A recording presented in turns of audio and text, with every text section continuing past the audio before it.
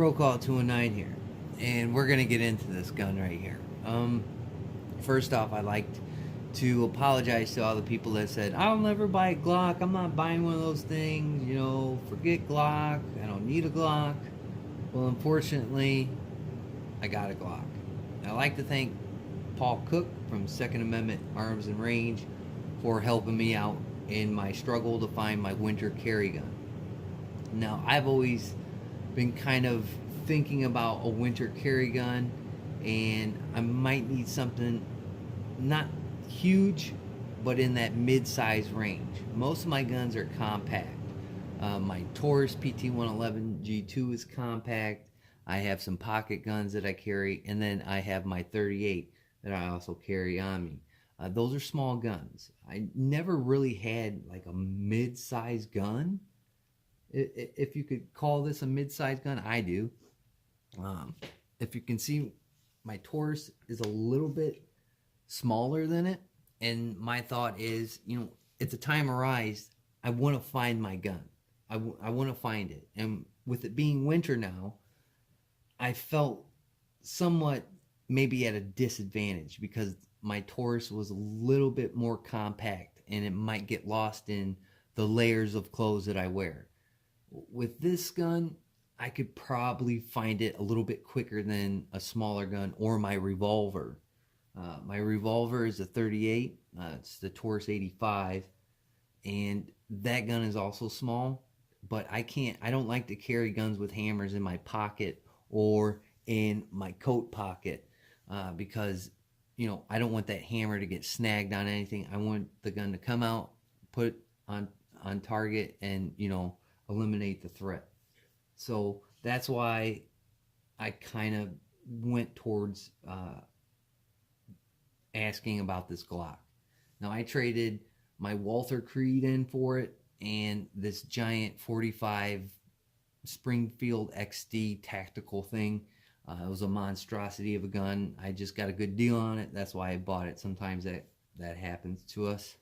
When you get bit by the gun bug, you just buy something that you really don't have a use for it. That was more like a range toy or some kind of maybe competition gun. It was chambered in 45. It was almost like a boat anchor, sort of like a high point kind of weight to it. So I don't think that was going to be my winter carry gun. My Walther Creed, on the other hand, yeah, I could probably carry that gun, but it was just so big. I mean, the slide on it was just gigantic. And, I just want something a little bit more compact, but not overly compact like my Taurus. So I went with this Glock. I had three other choices. One was a Beretta. I don't know what kind of Beretta it was, but I just couldn't manipulate it had a thumb safety on it, and I don't have giant hands, so I couldn't get my thumb up there without breaking my grip to turn the safety off. So that was a no-go for me. It was a deal breaker. The gun felt all right in my hands. It was compact. It was a little bit bigger than my my PT-111 G2. So we were almost there, and then I looked at an M&P. It was a smaller compact gun. It was double stacked, but the trigger on it was horrendous, and I didn't like it, so that steered me away from it. And then Paul politely said, turn to the dark side. And he tempted me, and I did it. Again, I like to apologize to all the people out there. I will eat my crow, and I will take my licks for trading those guns in for this Glock. But like I said, I only had three choices, and I think this was the more suitable choice. So what do you get with this thing? Well, you get 3 magazines, and then you kind of get standard stuff with it. You don't get any swag or anything. You get your lock. You do get a little cleaning brush and your little rod, some paperwork, and then this reloading wannabe thing, that's garbage, and you don't get a sticker. So if you're expecting Glock swag, they don't do that. So here's the gun itself. Let's take a peek at it. So it's just your typical Glock. You've got that new finish on the slide. Okay. You don't have finger grooves. Okay. You do get your rail, your accessory rail. The grip angle of Glocks are kind of funky to me. I don't know how they are with you if you own them, the Glock handgun, but it's manageable. I can manage it. You do get a bunch of back straps with it. These ones don't quite work. I use the first beaver tail because, like some of the other guns that I looked at, I couldn't quite reach the slide catch, slide release with those guns, and I couldn't quite do it with this Glock. Like I said, I don't have giant hands, and I didn't want to break my grip too much on sending the slide into battery. But with this beaver tail on there, it makes it much easier where I don't have to break my grip and I can send it home. So that's a plus. That's one of the reasons why I picked this up. It's because I can reach the slide release, slide catch, whatever you want to call it. So that's a plus. Some of the other things that are a plus are the trigger. So we'll check out the trigger pull. All right. So let's rack it. It is clear. There's nothing in there. So the trigger pull on it, it's a Glock trigger. All right. It is. I think it's a little bit better than some of the other triggers that are on guns that I have in my safe. It's a little bit better than those. Not by much, but we're almost there. So here we go. We'll pull it. It's got a little bit of take up there. Got a little bit of take up. Hits the wall. Breaks. The reset I'm fine with. Right there. There's the reset. Pull. Reset. So I can tell when I'm gonna hit that wall. So that's good. Boom. And the reset is manageable. Like I said, that's another reason why I went with it. The other two guns I looked at, I think this trigger is better than those two guns. That's just my opinion. Don't kill me on it. But I think this gun had a little bit better trigger on it. It does have a little dingus on it, so you have to have that in there for the gun to go bang. But I mean, for what this gun is going to do, I think it's going to serve a purpose. Will I carry it in the summertime? That's another big question. Maybe, possibly. But like I said, I have my Taurus. My Taurus has been faithful. I've only had one problem with it, and that was trying to shoot ammunition from 1953 out of it. Even though it did have double strike capability, some of that ammunition wouldn't fire out of the gun. So okay. Other than that, it's fired hollow points. It's fired everything that I put through it, but that old school ammunition. It does have that safety on there, which okay, gives me some comfort, I guess. But all in all, I probably won't carry this in the summertime. I'll probably just stick with my G2 and my 38 for my summer rotation, along with a pocket gun, which is my Ruger LCP2. So for the winter, I'll carry this Glock. I'll carry my pocket gun if need be.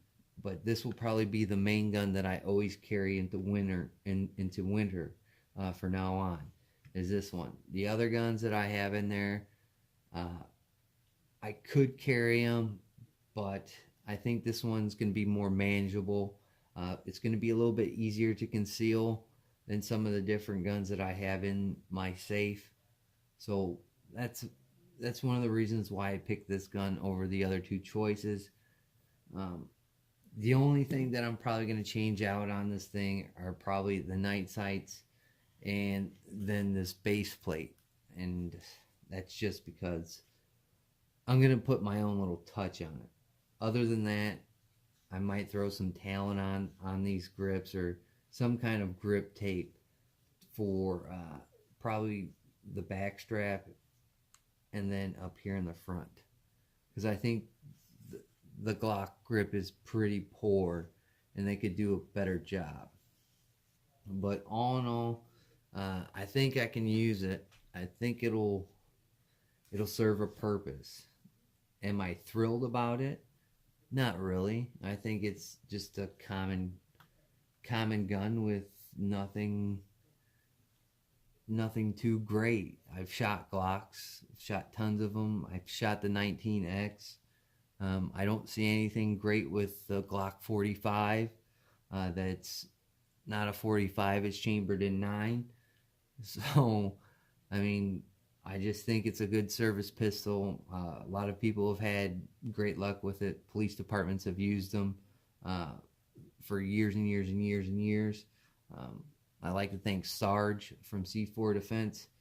He talked me through, the ups and downs of being on the dark side and all that jazz. But, I mean, I needed a winter carry gun, and this is the one I went with. I do have 2 others on my list, and if I do scrape up enough cash, the Glock will go. And there's no ifs, there's no ands, and there's no buts. But for right now, this is what I need for winter time until I do get those additional funds, so I can even, I would say, upgrade a little bit more for a winter carry gun. So the Glock Gen 5, it is what it is. It's a serviceable gun. It hopefully will treat me well, and I'll take care of it. I heard some rumbling in the safe, but I do have a P64 in there, and the Polish gun gets a little rowdy once in a while. So, you have the Polish and the Germans in there, because if you don't know, this one was made in Austria, so they get a little rowdy sometimes, but that's all right. I keep them separate on the shelves. No hide, no hair in that. All right, so with that being said, again, I'd like to apologize to all the people that I said never buy a Glock. I had no choice. I had to. I didn't have really good options. I'd like to thank Paul Cook again for taking my trade in. Gun shops don't have to do that, but he was willing to, and I'm grateful for it. So thank you.